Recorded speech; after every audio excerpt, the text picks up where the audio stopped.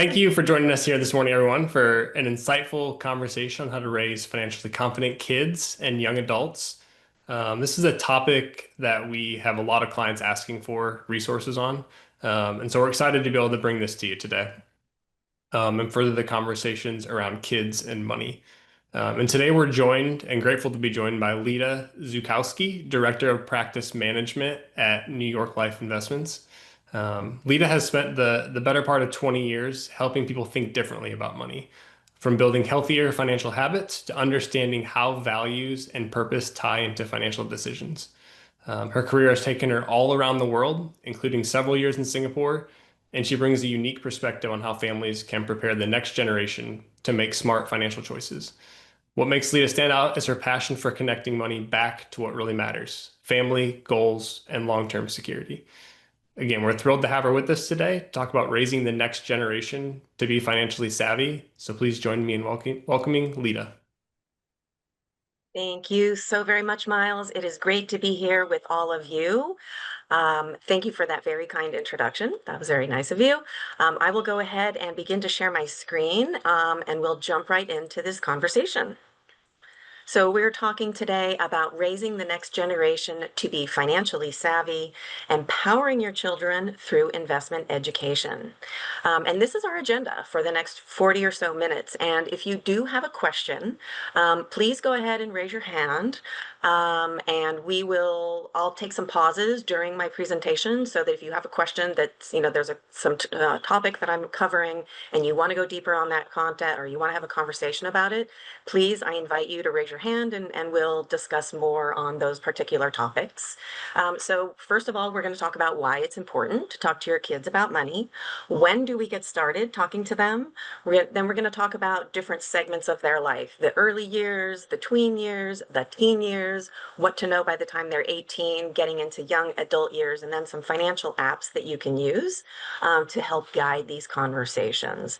And a really important point here is you don't need to be a financial expert to talk to your children about money. So if you are on this call and you're like, I don't really know enough about finances myself to talk to my children about it, it doesn't matter. They are looking to you for guidance. They are looking to you as their supporter and educator for some of the most basic things in managing finances and investments and saving and spending, and what the value of money is. So the point here, don't worry if you're not a financial expert. It's still important for you to bring up the topic with your kids. And why? This is really important because there are so many influencers out there, right? They're everywhere. Whether it's your children's friends, whether it's the other kids at school, whether it's some influencers that are getting to your kids, they're going to be talking to your children about money if you don't. And this point, parents who talked about money with their children at least once a week are more likely to have children who describe themselves as smart with money. I know when I was growing up, usually what happened is it was dinner time, and then after dinner, the kids were shushed away while my parents talked about the important things and when they were talking about money. So I got shushed away. I didn't really get to be in on those conversations. Maybe I was too young anyway, but I was definitely shushed away into the other room. Not that I didn't learn about how to, deal with money later on in life, but I do remember that memory. Children are perceptive. They know when you're talking about secret things. They know when the topic gets important, and letting them know why it's important is not a bad thing. Because if you never speak to your kids about money, they're going to leave the house with their own set of beliefs and their own behaviors around money. So, kids are quite creative as well. They're going to come up with what their own beliefs are around money, whether they're shushed out of the room or you're talking to them about it. They're going to fantasize and create their own version of what money is. Or they're going to be influenced by their friends and their classmates and all of the world of social media if they have access to that. So rather than leave it to chance, this is an opportunity to talk to them, and let them ask questions, because a lot of times that's kids are doing. What's this, Mom? What's this, Dad? And important that you actually answer those questions so that it's not left with a big question mark on the top of their head. So even if you don't feel like you're good with money, it's better to talk to your children about it than not at all. Lita, I was gonna ask, why do you think it is that in school and just growing up on the way we don't prioritize the conversation on money more in the school setting? I always find it fascinating. I always joke around and say, um, I feel like all I learned how to do when it came to managing money in school was how to balance a checkbook, and now I don't know if anybody balances the checkbook anymore. Right? I actually had to write a check last week for the plumber, and I'm like, oh my God, I haven't written a check in years, and I forgot how to do the and no 100 things. All of Yeah. those things that used to come naturally, because I did too. I remember in math class, the math teacher created little stations that were like stores, and we all got these paper checks that we could write on. I don't know why there's not more of that in schools. I think in schools, they're focusing on the basics of math and English, and those types of things, and they really leave it up to the parents because maybe the principal or the teachers don't really feel comfortable talking about that because I think also around money there's a lot of cultural differences. And they want to really leave it up to the parents, whether it's a cultural difference or a generational difference or, a demographic, whether it's a fancy school, parents with lots of money or not. And I think the educators really do think that it's more of a personal thing and they leave it up to the parents. So again, even if you don't feel like you're good with money, it's better to talk to your children about it than not at all. And also, this could be an opportunity if you would like to learn more. You could reach out to Miles and Carson and maybe ask them for some of the basics around how to, what are some of the basics of finance that maybe even it's an opportunity for you to learn about as a parent, as an adult, no judgment. Quite honestly, I've been in the finance world for 20 plus years, as Miles mentioned, but I still think finance is a second language. English is my first language, and even though the finance, it looks like it's written in English, it really does feel like a second language. So no judgment, right? If you want some of the basics, this is a great opportunity for you to learn them too, and then to pass that knowledge on to your children. So when do we get started having these conversations? And I think it's one of these organic moments. We say, start between ages 5 and 8. This is when people start to want things, right? There's of course commercials on television, social media influencers, their friends who are all getting things, or you're taking them shopping and they see a toy that they want. Um, do they know what the number underneath the toy on the shelf? Do they know what that number means? And that is a great opportunity for you to say, hey, okay, that stuffed animal there, that's really cute. You want it? Do you know what that number is? It says 6.99. Do you know what that number means?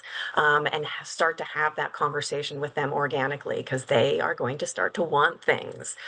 There are ways that you can gamify exchanging money. And Miles and I just talked about being in school and learning how to write checks. Checks are kind of a thing of the past, and it's more like a debit card, learning how to use those. But there's still cash. There is still cash out there. So you can find cute games, whether it's an app or an actual cash register, where you can play store and exchange things with them, a thing for some actual cash or coins or something like that. So there are fun ways to gamify it. Monopoly. I think there are kid versions of Monopoly. I know there are different versions of Monopoly that, whether it's a sports version or a version specific to your town, there are ways that you can begin to teach the value of money to your children by playing Monopoly with them. When they get money from the tooth fairy, and this is right, they're starting to lose their cute little baby teeth, they put them underneath their pillow, and magically the next morning the tooth is gone and a $5 bill is there. Or whatever teeth are worth these days. It's been a while since I've lost a tooth. Um, my tooth fairy was on a budget. So depending on what the value of teeth are these days, that's one way for them to start, ooh, here's a $20 bill. What do I do with this? And start to talk about savings. Or now you've got $20. Do you want to buy that toy that you saw on a shelf with a number underneath it? Offering allowance in exchange for certain chores. And this is a really interesting point. Carson, I see you. Do you have a question? No, I was going to add a comment. You can finish yours. Yeah. Oh, okay. So this, I think allowance is a really interesting thing, and it depends on how your family runs. Some people, some families, allowance is just part of being able to live under my roof. These are the chores that you need to do, and you're just going to do them because you live in my house. And then some families are like, okay, if you do the dishes, you get $5. And so different families, I think, have different ideas of how they view chores. And perhaps if you're that family where you're like, yeah, you live under my roof, you're going to wash the dishes every night. And maybe if there's a chore above and beyond, a daily chore that but if you do mow the lawn, you'll get $15, right? So if that's the kind of thing where chores are just a part of your day to day and the kids are doing their chores, good kids, right? Maybe they get an extra allowance for doing an extra special chore. And that was my point there. It really does depend on the family. Go ahead, Yeah, Carson. I had a funny story. This was literally 2 days ago. So my daughters are 6 and 4 years old, so first grade and pre-K. And my first grader, I was sitting in my office at my computer, and on my desk there was a manila envelope just labeled taxes. So she's learning to read. She spelled it out. She was like, "Taxis, what is that, Dad?" And that was like the first time I had ever thought about having to explain what taxes are to my first grader. And Mm, she was like, I thought it was something that you write in. And she misunderstood it as taxis. And I was yeah. like, no, taxes. And then I honestly had to reflect and think about, okay, how do I explain what taxes are? Because yes, you have taxes, extra money you pay into the government to pay for roads and different public services, so on and so forth.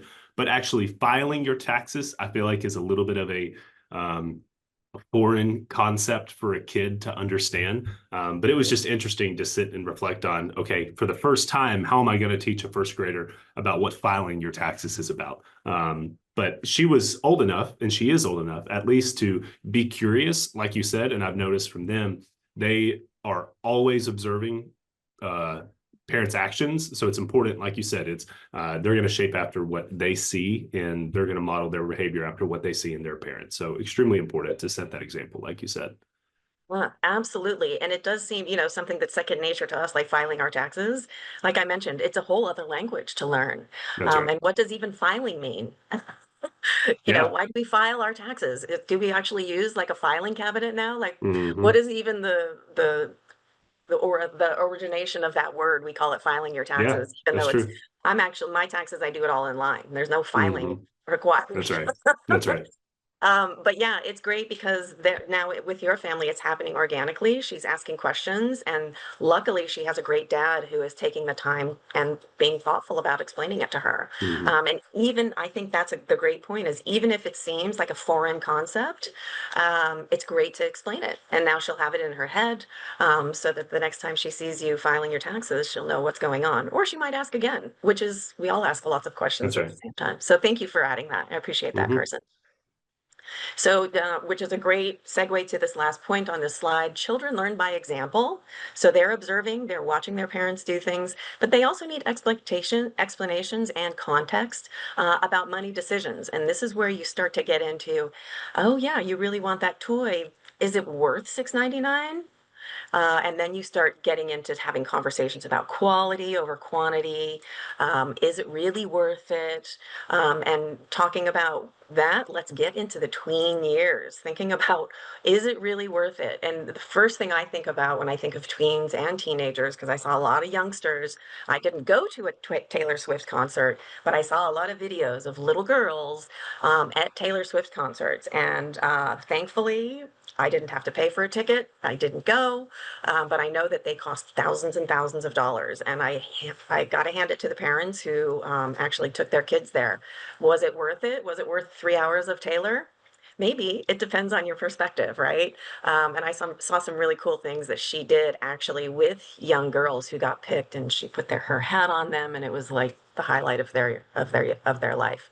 But anyway, so talking about tweens, I mentioned ages 9 to 12, giving them allowance and earning money for doing chores, which talks about the value of money. You're going to do something to earn it. It doesn't just come from the tooth fairy every single time. You actually need to do something, and then that starts to instill the value of working, which is something that they're not quite doing yet, but in another 10 years, they are going to be getting jobs. And they're starting to understand here that money doesn't grow on trees. Every once in a while, a tooth fairy gives you something. But I mean, I don't know about you guys. I don't know how many times my parents told me that money doesn't grow on trees. I didn't grow up with a lot of financial privilege, but I did want things. I wanted horses and Barbies and clothes. But my parents told me a lot. Money doesn't grow on trees. We actually have to do something to earn it. You can't have everything that you want. That's a tough lesson to learn, especially when you're a kid and you've got a kid brain and your brain isn't fully developed yet. Why can't I have everything that I want? And that's a lesson that they were beginning to learn in this age bracket, introducing the concept of saving. So when they do earn money for chores that they're doing, or if they're being gifted larger amounts of money, this is the age where they're having first communion or bar mitzvahs and bat mitzvahs, and they're getting money from friends and family. What are they going to do with that $100 check? So I think this is a great age range to introduce the concept of saving, taking them to the bank. I'm not sure if this happens anymore, but I remember getting my first bank book. It was a little book with pages, and you would go to a live person and she would take your money and stamp the book. And I got to watch the numbers grow and grow and grow. And that was really exciting to me at this age. And it's really interesting when then you notice, okay, the number's going up, up, up, and then you buy something and the number has gone down. And then they start to realize, oh, wow, okay, I saved up some money here, but then I really wanted to buy this toy or I really wanted to go to this show. And now look, I only have half of what I had before. Miles, Yeah, hey. I feel like a lot of feedback we get from clients is often, hey, we want to help support our kids, but we don't want them to feel entitled. And it seems Yes. like a lot of these concepts here are kind of introducing maybe some lessons to help fight against that, for lack of a better word. So, like, do you have anything else to offer on just how to avoid having entitled kids, or what you've maybe seen work with other families that have really helped kids understand the value of money and not necessarily just feel like they're being handed everything? Yeah, I think that's a real challenge. And I have observed families and even my own. I've got a niece who is growing up in a very well well-placed financial family, and I'm just observing because I'm not the parent. I just get to watch the kind of presents that she gets, the kind of trips that she gets to go on, and she's a very lucky, fortunate young lady, and she was actually adopted from Ethiopia. And her mother, not to go on this tangent, I guess I am. Her mother had left her on the doorstep of a hotel in Ethiopia, and now she's going to a private school in Brooklyn. Like, this young lady has the world is her oyster. But I think with families like that, and it's important to introduce the value of money and working for it and earning it, because you're able to gift your child certain things, and that is a gift, right? And it's a lovely, wonderful thing, especially if you've grown up in a financially challenged world where you couldn't have everything that you want. You still want to instill that value of money so that they don't feel like, oh, well, my parents do this and that, so I can have whatever I want. I think it's still important to say no. And it's still important to make a point of having them earn their own money, spending their own money. Maybe you can embellish it a little bit, add a little bit of money to their account so that they can buy something that's important to them. But it is a challenge, and I think saying no is a thing here. And I think, I did this presentation with actual children in the room once, and that was also a gift. There was an 8-year-old and a 10-year-old in the room, and we were talking about things that they were saving up for. And one of them was a better saver than the other. And their parents did this when they wanted to buy something. They said, "You want to know what? Let's have this conversation in a month. And if you still want to buy it, then we'll talk." Right. So it was one thing where they said, we're going to take a pause, because a lot of things too are trendy or of the moment, or they just saw somebody with it and they want it now. If you still want it in 4 weeks, we'll talk. Right. And so they gave their kids some time to either mull it over and still want it a month later, or sometimes a month later they forgot they ever wanted it. And I thought that was a really great tactic, or a really great way to have that conversation, to say, yeah, you want it today. Everybody else has it today, but in a month, is it still going to be important to you? And, talking about what is important to them and what are some of the things that they're important in their lives. And then you get to have, by having that conversation, I think the parent gets to find out what is going through their mind and some of the things that are important. and not. I like that. I like the pause. I feel like the other one that we see often is um, people, if say it's a car, people tell their, hey, whatever you get will match, which then maybe allows them to get a little bit of a nicer car. And then they have some skin in the game. So they have a little bit more value on that car versus just being handed a car when they turn 16. Yes, that's a great idea. And, I think that brings up another great topic is the value of it, that it's not just something to throw away. I remember going to college and I went to St. Mary's College and it was much cheaper all those years ago when I went to college, but my parents paid for it and my grandparents paid for it. And I understood how much they were investing in me. So I never missed a class. Like I realized, okay, 1 hour class is worth this much money. And if I don't show up, it's like throwing that money away. So I, knew the value of money that way. And I think, having some skin in the game, like you mentioned, so that it's not just, oh yeah, I just got it. I didn't have to earn it. I didn't have to do anything for it. It was just a present. I think that does make things more disposable, and less valuable to the child. All right, we're getting into the teen years. So here they're hopefully getting their first job at the grocery store or the drugstore or the shoe store. My first job was in a shoe store. And they start to think about, "Ooh, now my bank account, I'm earning more than I did doing chores, more than I did from the tooth fairy.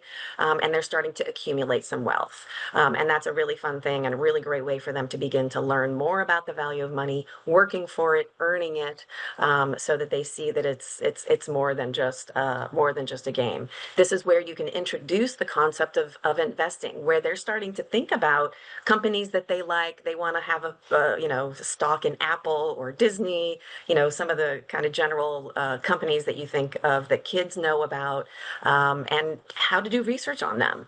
It's a great way, they're teenagers now. They know how to Google or ChatGPT or however people are doing research these days.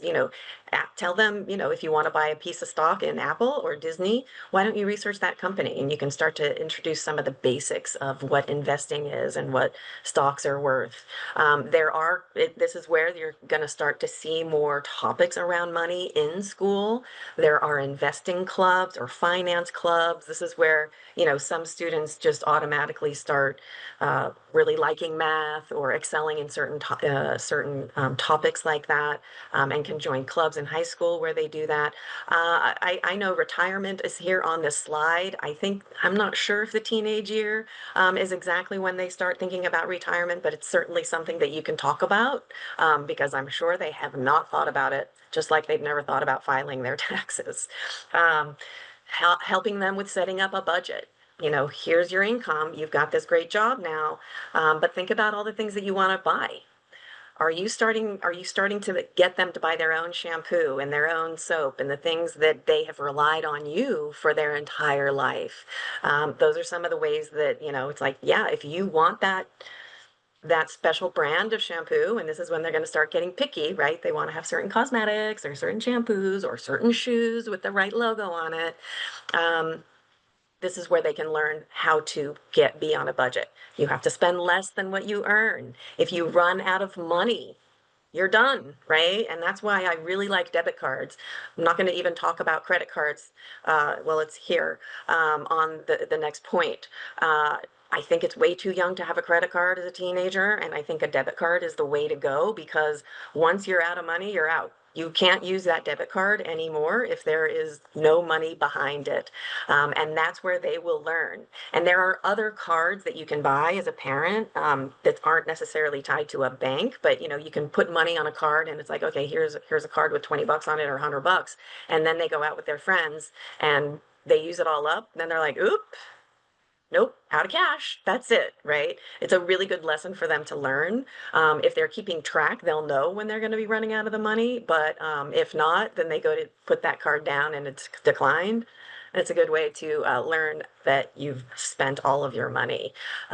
So considering a debit card is a really good way to get them started on these. Or like I said, you can buy the prepaid cards, which is like, okay, here you can use it. And there are ways, if they're out and there's an emergency and they actually do need the money, you can, with an app, send money to that card in case of an emergency, and you can control it, which I think is important at this stage. And then our third point here is debt, the pros and cons of borrowing money. It seems like a pretty cool thing, and if you lend them money, you probably aren't going to charge them interest. But that's another lesson that they will be learning. They're going to start talking about student loans. And, well, do you know that a student loan, there's actually an interest rate, and once you finish college, it's not just going to be $50,000 that you took a loan for. It's going to be $50,000 plus whatever percentage the interest rate is. So it's a really good time to begin to explain those things that that a lot of people don't know. And again, there's no judgment there. If you don't know about interest, you just don't know. They usually don't talk about that in school, and loans in school and what that means unless they're going to a special class on how to pay for college. And that's a great idea for schools to be doing, right? Or for a financial advisor to be offering that as a topic, because it's obviously a big topic. It's so much more expensive to go to a university or college now than it was 100 years ago. I'm not going to age myself. But talking about debt here is a really important lesson for them to know that it's not just that chunk of money that they're going to owe. And you can talk about a lot of people, whether it's your own experience too, is, it took me 30 years to pay off my student loan. And there are some people, that is not my story, but there are some people who it does take a long time to pay off all that money that allowed them to go to school.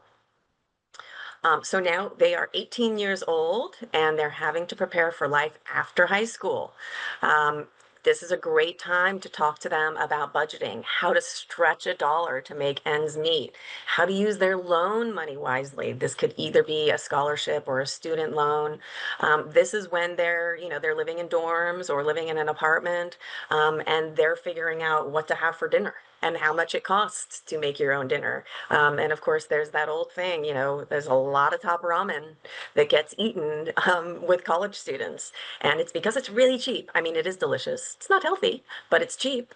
And it's a great way to fill your belly. But this is where they need to learn the value of money, the value of stretching that money, creating budgets and tracking expenses. They're paying for their own meals now. They're paying to go to a movie. There are things that beyond just the regular cost of living that they're going to want to start doing because they're going to make friends and their friends are going to be doing those things. And of course, they want to be able to join them. So creating a budget, tracking expenses, whether it's on a simple Excel spreadsheet or whether it is an app, there are all sorts of apps today where, it's budget apps, it's tracking expenses, and even on debit cards and credit cards, if you can get into your bank's apps, there is a way to code them so that at the end of the month you can code, oh my gosh, this is how much money I spent on meals. This is how much money I spent on entertainment. This is how much money I spent on shoes. That's all very interesting for, somebody who's 18 to find out, whoa, I had no idea that I spent that much money on that particular thing. So a really great thing to get to do. And this is really where you want to talk about that credit card rabbit hole. They're on campus. These banks are on campus offering credit cards. Oh, with 0% interest rate until 2027. That sounds tempting, right? It sure does. And I've got $1,000 just to spend, and I don't have to pay it off until 2027. Fantastic. But we all know what that rabbit hole is, right? Then you max out your card. Your bank lets you go over the limit a little bit because they don't care. And then all of a sudden you can't pay that thing off. And this is the credit card rabbit hole. And they will set you up on payment plans that you will be paying for the rest of your life, and you will never draw down on the balance. Credit cards are scary, and they know exactly when to get them because they're on campus and they're 18 years old and it's tempting. They've never had a credit card before. You're not with them. to tell them not to do it, right? Or to tell them about the pitfalls and the rabbit holes of credit cards. So explain it to them before they get there. That is the gift that you can give your kids. You're going to be on campus and there are going to be these people offering you credit cards. Just say no. Don't do it. Keep your debit card. Don't do a credit card yet. It's just not a good idea. Not a good idea at all. And then explaining overdraft fees, the banking basics. This is another kind of a rabbit hole that people fall into. They write a check or spend a little bit more on their debit card. The bank lets them do it, but then they're going to charge them. It's like, oh yeah, you're going to have to pay $20 because you went over your balance $2. That's a reality, and you don't know it until it happens to you. I didn't know it until it happened to me. I'm like, wow, that's not fair. I'm only $2 over, but you're charging me 20. Whoa, right? It's a tough lesson to learn. And that's a very small version of that. And you can be writing 5 checks and it's probably better these days if you're using a debit card, because back in the day, you would just write a check and put it in the mail.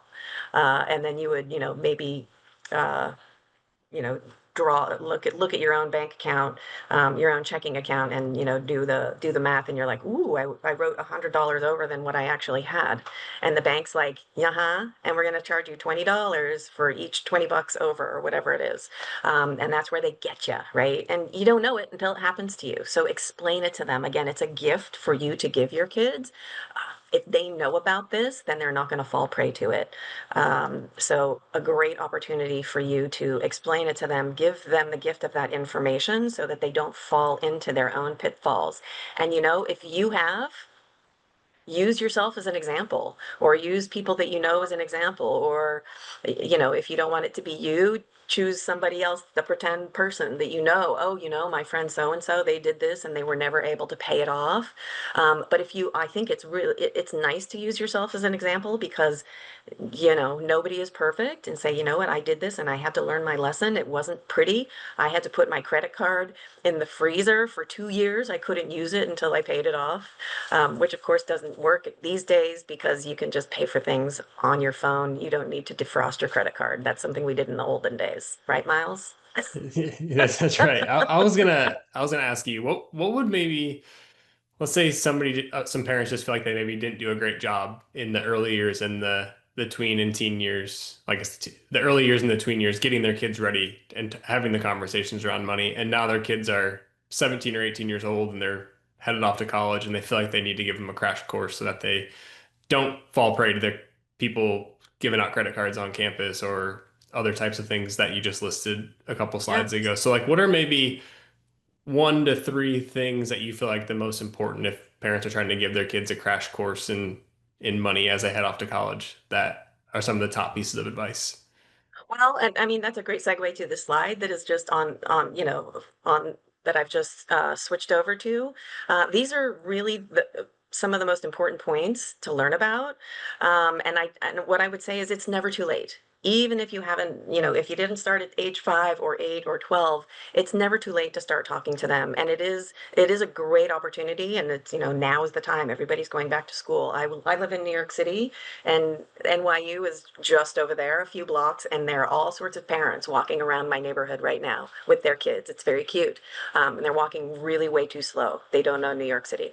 But that aside, this kind of life event, going away to college, is the perfect opportunity to say, we need to have an important conversation. Forget about being shushed out of the room right now. These are the things that you need to think about now that you're starting out on your own.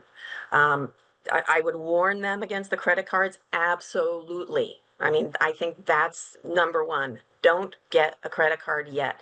This bullet here, this bubble that says build credit responsibly, managing their first credit card, if you're going to say this is what you want to do, but you need to pay it off every single month, because you need to ultimately have a credit rating, right? So that you can get an apartment and buy a home at some point and buy a car. A good credit rating is important. And here's what you do. If you're going to get that credit card, you pay it off every single month. And if you find yourself getting into trouble and you can't do that, put it away for a while and manage your budget so that you can do that. Getting that first paycheck, I remember way back when, I'm like, wow, this is so much money. But then I also noticed, wait, where did half of it go? or 30% or however. Hello, there's that tax word, right? That's a lesson that they're going to be learning very quickly once they get their first paycheck. About 30%, 35%, whatever the percentage is in your state is going to be gone to that thing called the government or to your state. And then prioritizing your expenses. This is where you really, and it's interesting watching and observing children become adults and even adults how they think about expenses and prioritize things. Some people are like, oh, heck no, I would never spend that kind of money on that. But other people would say, well, I would, but I will eat top ramen so that I can afford that other high-priced item, right? So prioritizing expenses, finding out, and it's a good thing to ask them, what do you think is most important right now? Is it your outfit or is it feeding yourself? And you can, quality versus quantity. We talked about building credit responsibly. I'd say stay away from the credit cards unless you know you can pay them off every single month. Do not fall prey to that 0% interest today, but in 2027, that interest rate is going to be like 30%. And you know what $1,000 at 30% is? Can you pay that off right away? If the answer is no, forget it. This is when, and I remember learning the first time you're like, oh, if you put this much money aside from every single paycheck, by the time I'm 65, it's going to turn into this $1 million or whatever that is. Really important. And I know that's a graph that companies will show you. It's like, if you put this money in this 401k, 6% of every paycheck, this is what that's going to look like for you at retirement age. That's a really important thing that they're going to start thinking about.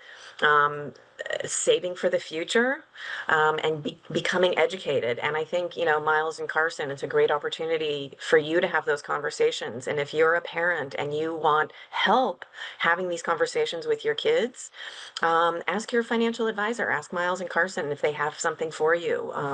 And, a great way to get the whole family in on the conversation.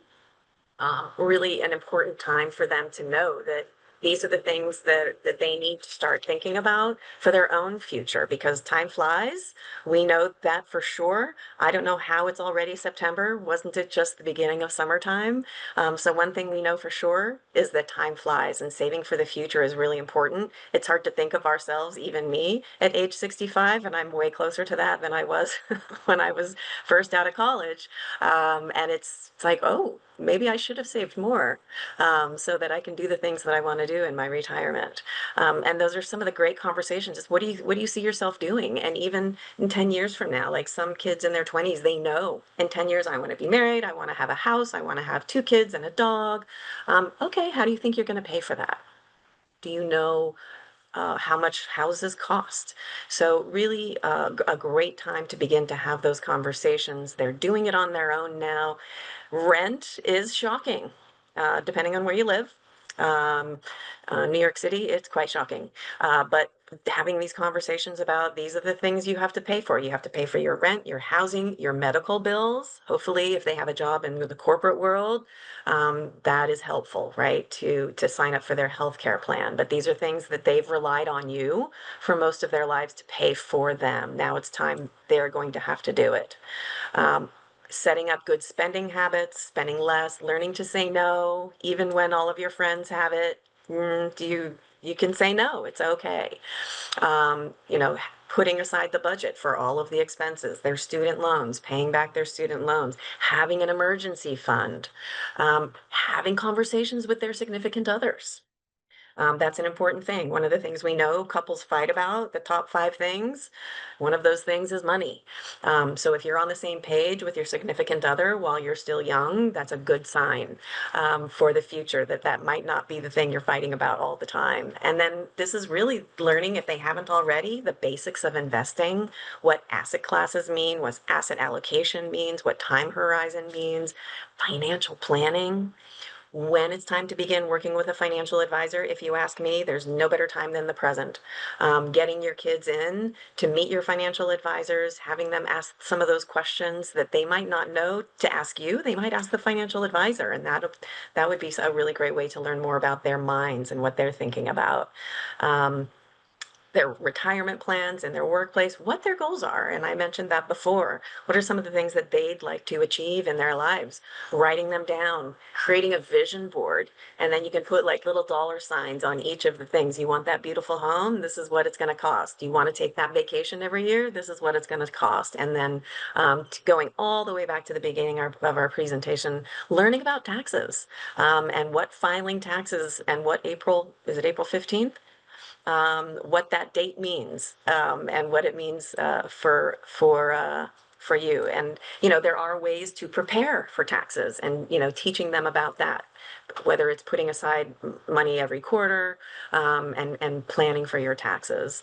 So here are some of the apps that can be used to help to teach your kids about finances. It's not a replacement for your conversation, right? It's just a supplement to the conversations that you're going to have with them, but it's some fun ways where they can learn about saving, spending, budgeting. I would say try these apps out for yourself first before you let your kids run with them. Decide which ones you like more than others, and say, yeah, this one's good, or this one I don't really like. So you can recommend and you can make the decision on which apps that you want to recommend for your kids. And then when they grow into young adults, here are some great options. I'll leave this up for a minute if you want to take a screenshot with your phone on some of these options.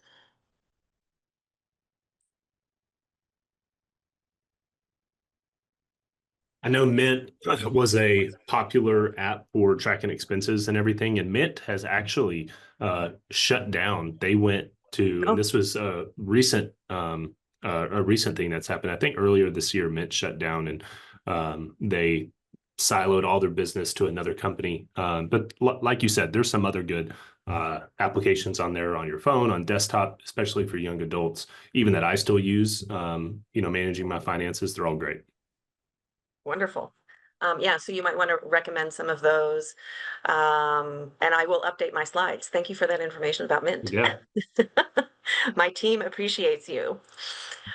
So pathways to financial success. Again, even if you don't have great financial habits, it's a great opportunity for you. If that's an educational opportunity for you as well. There's no better time than present than to start. And the earlier you start with your children having these conversations, the smarter they're going to feel about money, and the more they're going to feel open to asking you those questions, rather than trying to figure it out for themselves. Because that's what a lot of kids do if they don't hear it from their parents. They're like, well, I got to figure this out. And hopefully, they're looking to the right resources. But the best resource is you as their parent. Talking about saving, ask them what they really want to save for. And that was the really interesting thing when I did this presentation with kids in the room. Some of them were saving up for toys. Some of them were saving up for sporting equipment. Some of them were saving up because they want to take wrestling lessons, things like that, to really find out what their interests are and what some of the things that they think are valuable. Teaching about spending, how many hours they have to work to afford it. Just like I was thinking about my college education, I divided the number that it cost to each class I took. So I knew that this 1 hour class cost this many hundreds of dollars. I was not going to throw that away. I showed up, right? I never even missed a class, even when I had mono. So how many hours would they have to work to afford something that they want to do? Whether it's a soccer ball or wrestling lessons or a doll, knowing that they have to put in some uh, elbow grease, doing chores, whatever it is, that it's that many hours that they have to work to afford something, setting aside money, saving it, investing, so that they can continue to do the things that they want to do when they're older, and being financially savvy. It's not a one-time lesson. And those of us who, I mean, I have learned many financial lessons in my life thanks to credit cards and thanks to things that I did that maybe were not the smartest things, but I learned my lesson, right? Sometimes you learn it the hard way, and sometimes you're gifted the information first, and so that you don't have to learn it the hard way. And the different things that happen in our lives that we do need to save up for, medical expenses, or taking a trip that you've always wanted to take in, or buying, excuse me, I hope you didn't hear that loud motorcycle that just drove by my window. But thinking about the things that happen in lives, being prepared for emergencies, being financially savvy, and learning those things are really important in life. So thank you so very much for your kind attention during these last 45 minutes. I am still here if there are any questions that we have at the end here, Miles or Carson, or if there are any other comments.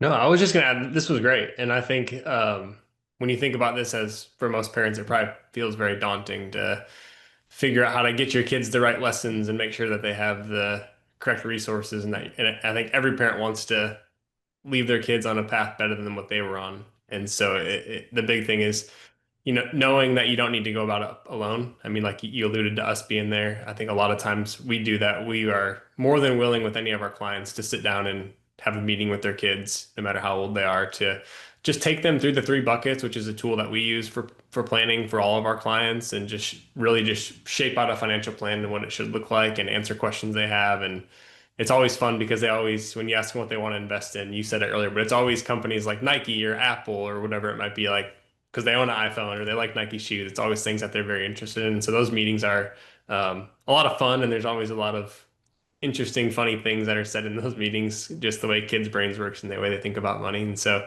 I would just tell all of our clients and anybody listening to this to use this as a resource. That's what we're here for, to help you and your families and make sure that everybody is on the best foot forward from as early of an age as they want to be or can be. Yeah. Well, and I think it's really interesting, and going back to the value of money too, and parents wanting a better financial life for their kids. Like some parents are like, I had to get a student loan to pay for my college, and it took me 30 years to pay it off.